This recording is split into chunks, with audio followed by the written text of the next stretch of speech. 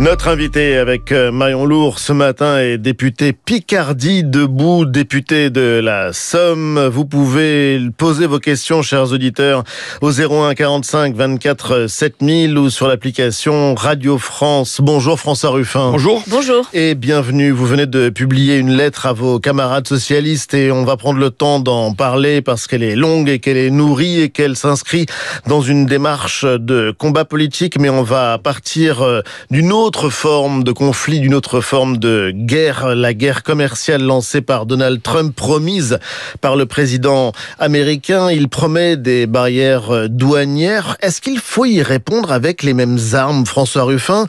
Vous avez par le passé assumé une position protectionniste. Vous avez assumé une préférence nationale avec ce qu'on appelait le French Buy Act, acheter de préférence des produits français fabriqués en France. Est-ce que vous pensez que cette riposte, cette posture est tenable aujourd'hui face au rouleau compresseur Trump? Alors, je vais y répondre, mais d'abord, dire ce que ce moment Trump, ce moment Musk signifie. Parce que, au-delà de la guerre commerciale, c'est de la démocratie qu'il s'agit. Et qu'est-ce qu'on voit? On voit une oligarchie qui se croit tout permis jusqu'au salut nazi. C'est-à-dire... Vous parlez d'Elon Musk. Bien sûr, et devant les caméras du monde entier. Et ça signifie quoi? Ça signifie une classe qui est frappée de démesure. Vous savez, c'est l'hubris de la tragédie grecque, qui s'est détaché du sol commun. Le symbole, c'est le jet privé ou le vol sur Mars, et qui, on a des espèces de surhommes contre les gens qui ne sont rien. Bon. Mais Donald Trump a été élu. Il a été élu. Démocratiquement. D'accord, mais c'est pas une raison pour accepter que finalement, eux, qui hier détenaient l'argent, et depuis longtemps, qui se sont mis à contrôler l'opinion par les médias et les réseaux sociaux, aujourd'hui, prennent directement le pouvoir. Non plus le délèguent à un banquier d'affaires, mais le prennent directement. Vous savez, puisqu'on est aux États-Unis, le président Roosevelt disait « L'argent organisé est aussi dangereux que le crime organisé ». Et là, face à cette force-là, il faut y répondre par la force. Par la force du droit, par la force de la démocratie, mais il faut y répondre avec force. Et pour répondre à votre question, oui. Ce que je vois, c'est des USA de la puissance face à une Europe de l'impuissance. Et Donald Trump dit, si vous voulez vendre ici, vous devez produire ici. Mais je le comprends parfaitement. Mais pourquoi on ne répond pas de même? Pourquoi on ne répond pas par des taxes aux frontières, des barrières douanières, des quotas d'importation? Vous savez, ce discours-là, ça fait maintenant 20 ans que je le tiens. La nouveauté, c'est que le PDG d'Arcelor, désormais, tient le même discours. Le PDG de Valeo, désormais, tient le même discours. Les industriels de la chimie tiennent le même discours. Mais pas celui de Stellantis, par exemple, qui vient d'annoncer un gros investissement aux États-Unis. Mais s'ils veulent aller vendre aux États-Unis, qu'ils investissent aux États-Unis. Mais en revanche, ceux qui veulent vendre en France, ceux qui veulent vendre en Europe, qu'ils produisent en Europe. Mais ça veut dire... Il ne pourra pas y avoir de politique industrielle sans une politique commerciale. On le voit sur tout. Vous savez, on l'a vu sur le masque pendant la crise du Covid, qui était le symbole de la crise Covid.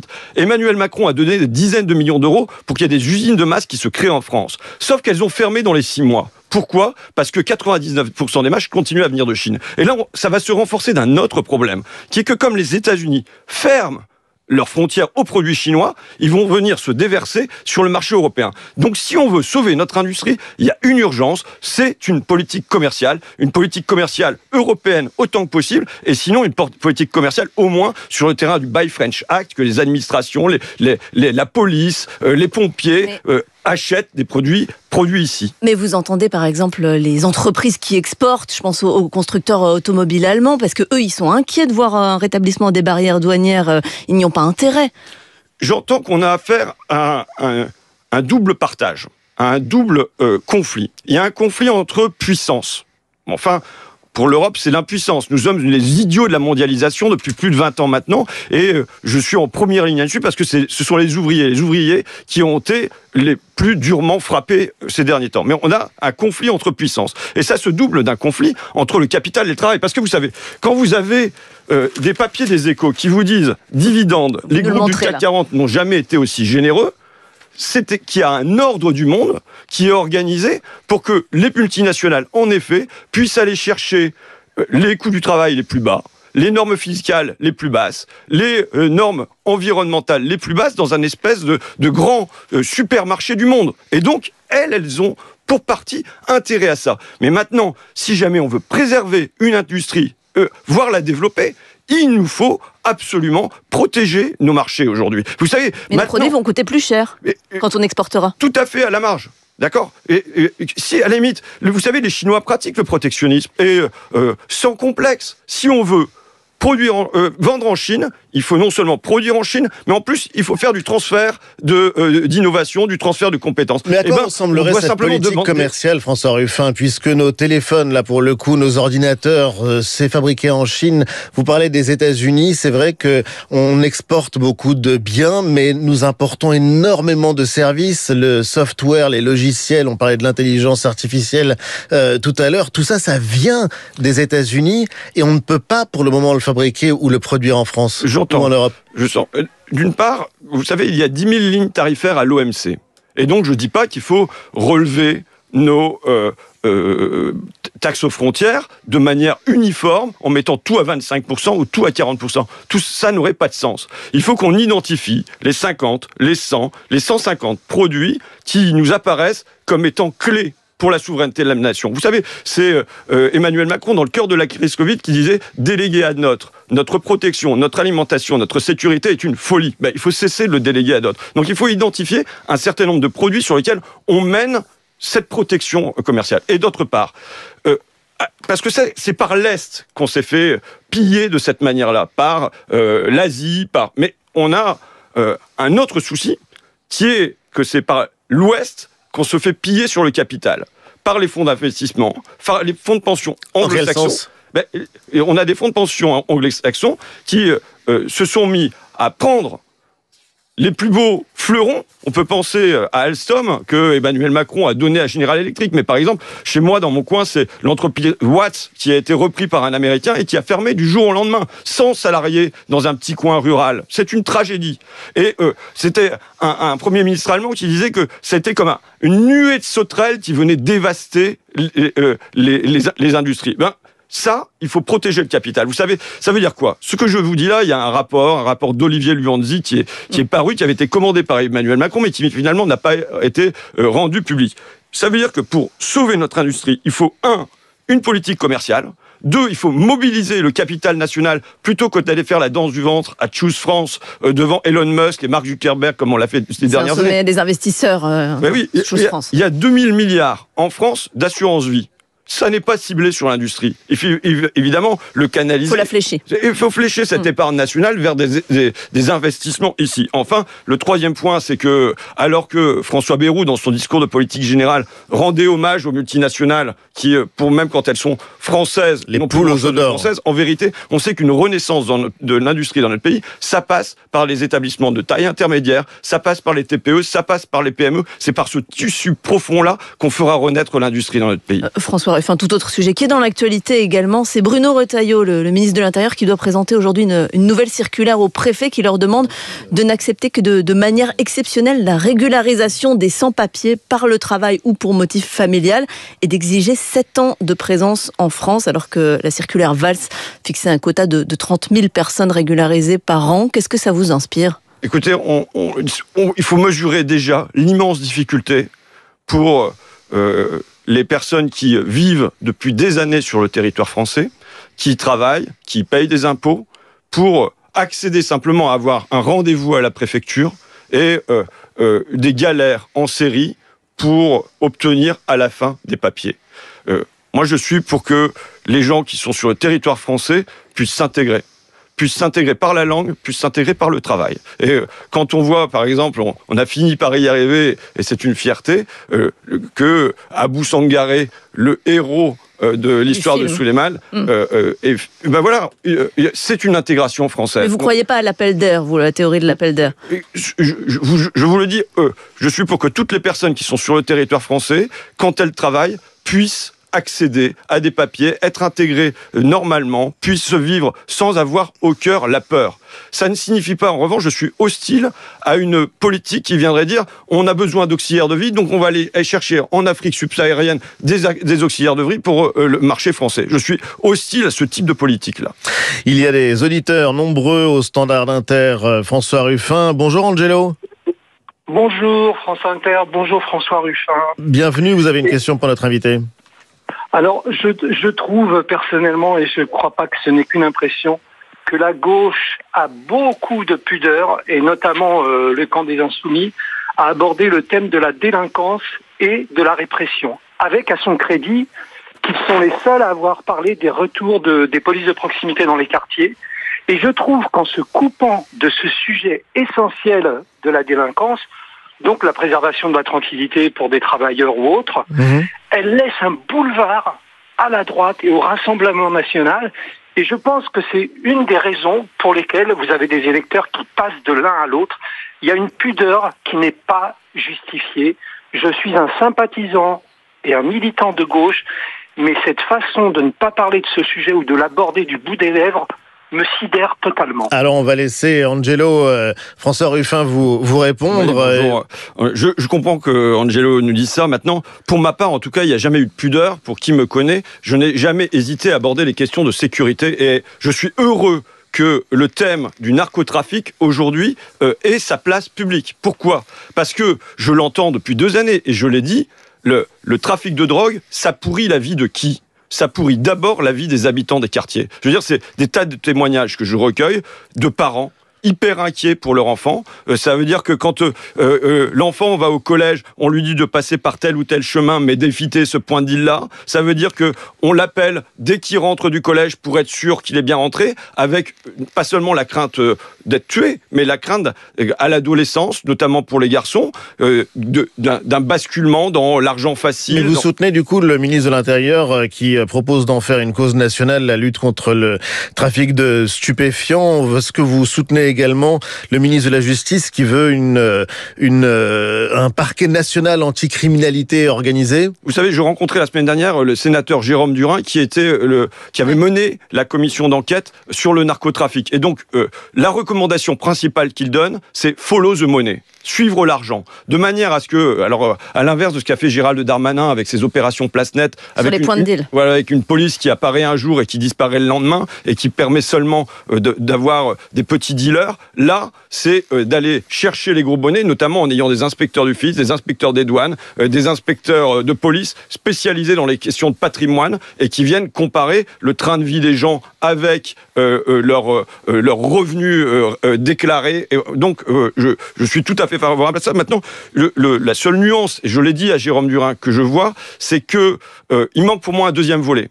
Le deuxième volet, c'est ce que j'ai dit. C'est qu'en fait, la principale résistance à la drogue, elle se trouve à l'intérieur des quartiers eux-mêmes. C'est des associations de mamans qui font de la Zumba sur la place du quartier pour pas qu'elle soit livrée aux dealers. Vous voyez ? Et donc, je pense que une politique publique contre le narcotrafic, ça ne doit pas seulement venir de l'extérieur, par la police qui est nécessaire, mais ça doit aussi venir de l'intérieur, en soutenant les associations, en soutenant les parents, en faisant qu'il y ait cette résistance-là de l'intérieur, d'une part, et d'autre part, ça a été mentionné par Angelo, qu'on ait une police de proximité. C'est-à-dire quoi ? Qu'est-ce que demandent les gens ? Ils demandent une police qui reste et non pas une police qui passe.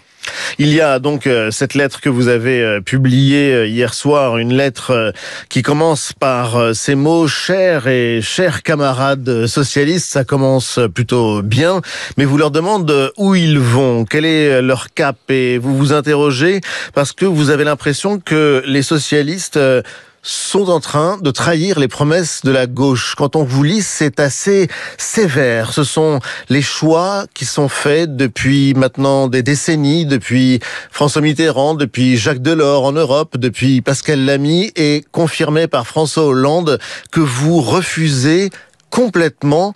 Pourquoi avoir pris la plume, François Ruffin, pour vous en prendre à ce qui est aujourd'hui une composante essentielle du nouveau Front populaire ? Je ne pense pas que je m'en prends. Et je ne pense pas que c'est lu comme ça par mes camarades socialistes. En revanche, je dis une crainte. Un vrai sentiment de lecteur, en tout cas. Bon, je dis une crainte. Oui, le Parti socialiste qui, depuis 1983, a ouvert une parenthèse libérale, c'est un souci. Et j'étais un adversaire du Parti socialiste jusque 2022. Vous dites même que c'est ça qui vous a lancé en politique. Ça a été un moteur. Moi, je suis de gauche. Et quand on a une gauche qui est au pouvoir et qui ne mène pas une politique de gauche, quand on a une gauche qui fait la loi travail, quand on a une gauche qui refuse le résultat du référendum sur le traité concilial européen de 2005, quand on a une gauche qui fait la déchéance de nationalité, quand on a cette gauche-là qui est au pouvoir, forcément, à ce moment-là, il y a deux gauches qui sont irréconciliables. Mais je pense que les temps ont changé. Les temps ont changé depuis 2022, où il y a eu le choix intelligent de Jean-Luc Mélenchon de tendre la main à Olivier Faure et le choix intelligent de Olivier Faure d'accepter cette main tendue et de se mettre ensemble pour ne plus avoir deux gauches irréconciliables, mais on considère une gauche qui soit forte, une gauche qui soit puissante, une gauche qui puisse mener à la victoire. Or, ce que je vois, ce que je crains, c'est le retour des deux gauches irréconciliables. Avec d'un côté par François Hollande et de l'autre par Jean-Luc Mélenchon. En effet, au-delà des personnes, mais en effet qu'on est là un parti socialiste qui décroche de la France insoumise, et je comprends bien pourquoi, mais qui en même temps ne soit plus arrimé à gauche. Je le dis, comme dirait l'un de leurs alliés, le cap est clair. Le cap est clair. Il nous faut faire quoi ? Il nous faut fermer la parenthèse libérale sans faire peur. Fermer la parenthèse libérale, c'est-à-dire ne plus dire marché, mais dire qu'il nous faut un État chef d'orchestre, qu'il nous faut un État régulateur, ne plus répéter concurrence, mais dire là qu'il vous nous faut faites de la référence coopération. à Raphaël Glucksmann. J'ai cité, je dis voilà, le cap est clair, mais ce cap n'est pas le même que Raphaël Glucksmann. Et on a déjà eu des débats là-dessus, puisque voilà, l'Europe telle qu'elle s'est faite ces 40 dernières années, j'ai dit, et je répète, en quoi elle ne me convient pas dans la concurrence libre et non faussée. Mais celui que vous critiquez aussi, c'est Jean-Luc Mélenchon et sa stratégie, la radicalité. Ils se sont mis, et puisque vous êtes amateur de foot, au poteau de corner, ils ont ouvert un boulevard aux socialistes et aux socialistes libéraux. C'est une mauvaise stratégie qu'incarne aujourd'hui Jean-Luc Mélenchon ? Franchement, est-il nécessaire que je revienne là-dessus alors que je l'ai déjà dit et redit 5 ou 6 pages sur le sujet. Pas là-dessus, là. Mais vous dire quoi ? Vous dire que qu'est-ce qui s'est passé le 9 juin au soir dernier ? Après l'élection législative. On a dit Front Populaire. Et aussitôt, on a eu les gens de gauche, les sympathisants, les militants qui ont fait pression par des manifestations, par des pétitions, pour dire aux partis, ça suffit, arrêtez vos conneries. Et ils ont forcé les partis à se rassembler pour rassembler la gauche d'abord, pour rassembler le pays et pour se donner une chance de victoire. Et je pense que cette envie-là, cette énergie-là, elle n'est pas partie, elle est toujours là. Et je pense que dans les profondeurs du peuple de gauche aujourd'hui, chez les sympathisants, chez les militants, il y a toujours la volonté de ne pas avoir deux gauches irréconciliables, mais d'avoir une gauche qui puisse gagner. Mais il y a quelque chose qui les divise, c'est le pacte de non-censure qui fait que le Parti socialiste n'a pas censuré le gouvernement de François Bayrou après le discours de politique générale, et en même temps, c'est ça qui fait qu'il est à la manœuvre. Alors, il faut vous citer, vous dites aux socialistes que vous craignez de les retrouver fort ramollis, ce sont vos mots.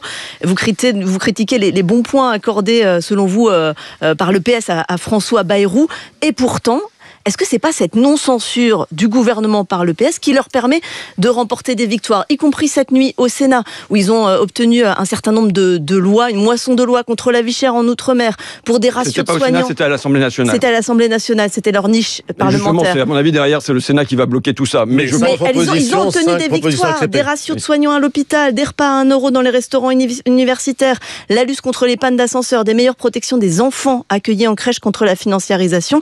Ils sont à la manœuvre, ils ont obtenu des victoires avec ce pacte de non-censure. Non, ça n'a rien à voir. Vous savez, c'est une niche parlementaire et je me félicite. Mais le gouvernement a facilité. Je me félicite que quand la gauche est unie, il y ait les repas du Crous à 1 €, qu'il y ait la réparation d'ascenseurs. Ils ont bénéficié de la bienveillance du gouvernement. Mais je vous assure que d'ici que ça se transforme en réalité, j'ai malheureusement beaucoup de scepticisme. Non, disons les choses. Quelle est l'orientation du budget de François Bayrou? C'est ça qui va être le gros sujet. On a alors moi j'appartenais à la commission d'enquête sur la dette publique qui disait que le souci aujourd'hui en France, ça n'était pas l'augmentation des dépenses publiques, on a même eu une réduction des dépenses publiques, par exemple les dépenses d'éducation ont baissé d'1 point de PIB déjà, mais que c'était pour moitié la crise de subprime, pour la moitié la baisse des impôts sur le capital. Comment François Bayrou va répondre à cette dette géante que Bruno Le Maire et Emmanuel Macron ont creusée à la pelleteuse?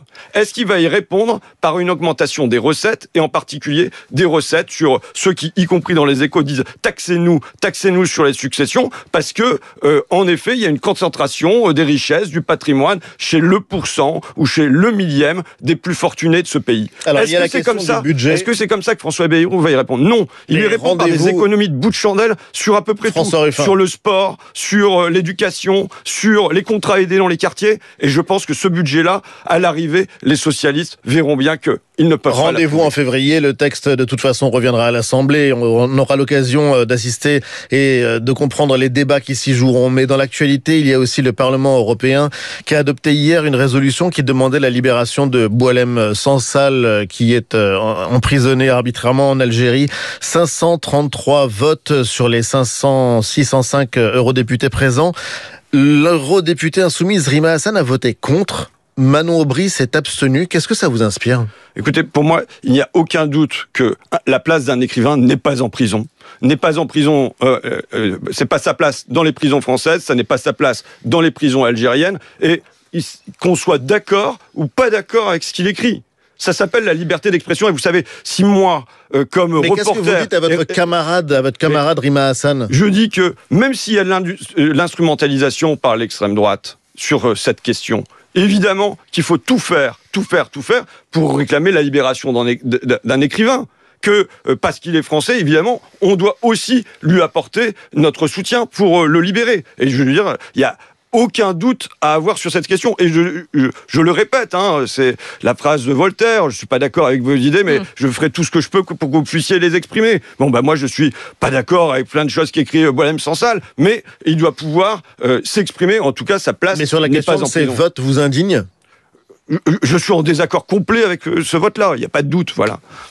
Écoutez, merci François Ruffin d'avoir été l'invité de France Inter ce matin. J'indique donc que cette lettre est en ligne et qu'on peut la trouver d'ailleurs... On la trouve sur X. Vous allez quitter X ou pas? Moi, vous êtes un très grand utilisateur des réseaux.